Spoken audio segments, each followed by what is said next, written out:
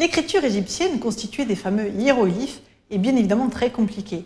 D'ailleurs, Jean-François Champollion s'est appuyé sur les travaux de plusieurs chercheurs avant lui, comme l'égyptologue anglais Thomas Young, avant de parvenir à comprendre le fonctionnement de ces dessins fascinants qui servaient d'écriture aux anciens Égyptiens. Cette vidéo va vous donner 3 clés très faciles à comprendre et à retenir pour apprivoiser un peu plus ces mystérieux hiéroglyphes.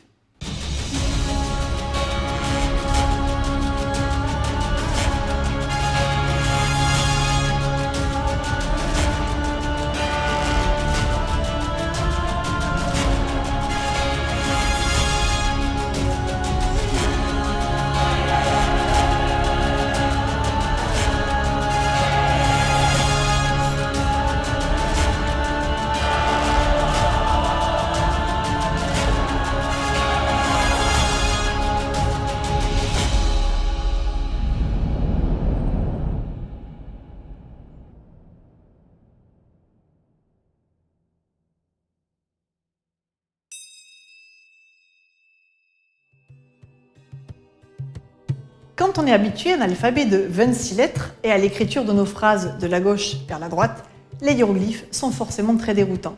Mais quelques repères simples permettent d'y voir plus clair, à commencer par la règle des quadrats.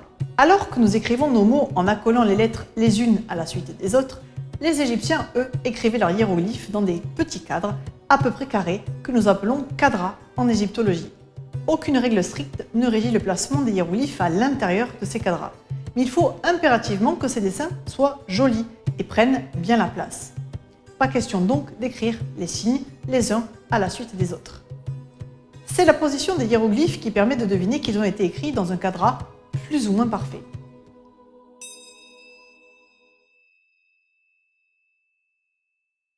La deuxième clé facile à mémoriser, c'est l'astuce qui permet de savoir dans quel sens il faut lire les hiéroglyphes, car ils s'écrivent aussi bien de la gauche vers la droite que de la droite vers la gauche. Cette astuce s'applique aussi bien lorsque les signes sont écrits en ligne qu'en colonne. Une fois qu'on a trouvé, la lecture est simplifiée car le sens de lecture reste toujours le même sur toute la ligne ou toute la colonne. Pour savoir dans quel sens lire les hiéroglyphes, c'est très simple. On repère les animaux ou les hommes, et il y en a presque toujours, et on observe dans quelle direction ils regardent. Puis on lit en allant à leur rencontre. Les Égyptiens utilisaient ces deux sens de lecture à 2 fins principales. La première vient du fait qu'ils appréciaient beaucoup la symétrie, l'harmonie et la dualité. Ainsi, pour souligner un mot, une expression ou même une phrase importante à leurs yeux, ils l'écrivaient 2 fois. Et pour que cela soit plus esthétique, ils modifiaient le sens de lecture pour un effet miroir des plus réussis. La seconde raison de ce changement de sens de lecture, c'est qu'en l'absence de ponctuation, il entraînait visuellement une distinction facile à repérer dans les paroles des uns et des autres. C'est une méthode efficace que l'on rencontre très fréquemment sur des objets de communication comme les stèles, où un ou plusieurs personnages souhaitent communiquer avec une ou plusieurs divinités, avec le pharaon en personne ou avec un défunt.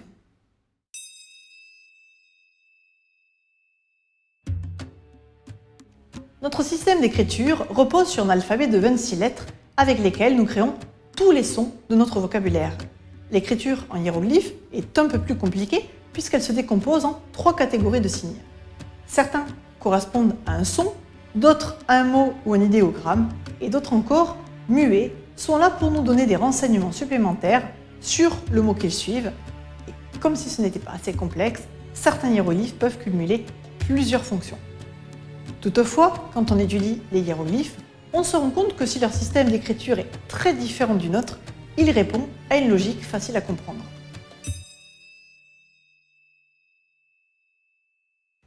La première catégorie regroupe les hiéroglyphes qui correspondent à un ou à plusieurs sons. Par exemple, la chouette se lit M, la cordelette OUA, et le lézard se lit HA.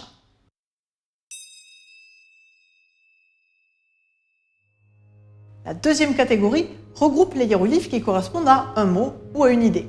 Par exemple, ce signe, que l'on prononce PET, désigne la voûte céleste et se traduit par ciel. Et ce cercle, croisé de 2 diagonales, évoque une cité vue du ciel, traversée par 2 chemins. Le hiéroglyphe se lit Nut et veut dire la ville. Ces 2 hiéroglyphes évoquent des choses concrètes. Alors comment font les Égyptiens pour représenter des choses abstraites? Eh bien, tout simplement, ils trouvent des astuces logiques à comprendre. Les deux jambes en mouvement vont être utilisées pour écrire le verbe marcher. Quant au bras tendu, tenant une arme, il évoque tout simplement la force. En français, les pictogrammes jouent le même rôle. Il s'agit de dessins qui servent à communiquer une idée. La dernière catégorie porte un nom un peu barbare. Il s'agit des hiéroglyphes déterminatifs. Ce sont des signes muets que l'on place à la fin de la plupart des mots et dont le rôle est de nous donner des précisions sur leur sens. À la fin des prénoms, on va ainsi trouver le signe de l'homme assis pour les prénoms masculins et celui de la femme assise pour les prénoms féminins. Le principe est simple. Si l'on prend le mot Maya, qui était un prénom porté aussi bien par les hommes que par les femmes dans l'Antiquité égyptienne, s'il est suivi du signe de l'homme, c'est un prénom masculin. S'il est suivi du signe de la femme, c'est un prénom féminin. S'il est suivi du signe de la fleur, il désigne le nom d'une fleur. Et s'il est suivi du signe de l'abeille, eh bien, on obtient en hiéroglyphe le nom d'une célébrité enfantine. Vous voulez vous lancer dans l'écriture informatique de hiéroglyphes?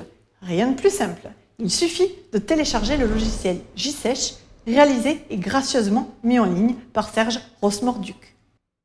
Si t'es toqué d'antiquité, t'as qu'à liker tout un catch-up.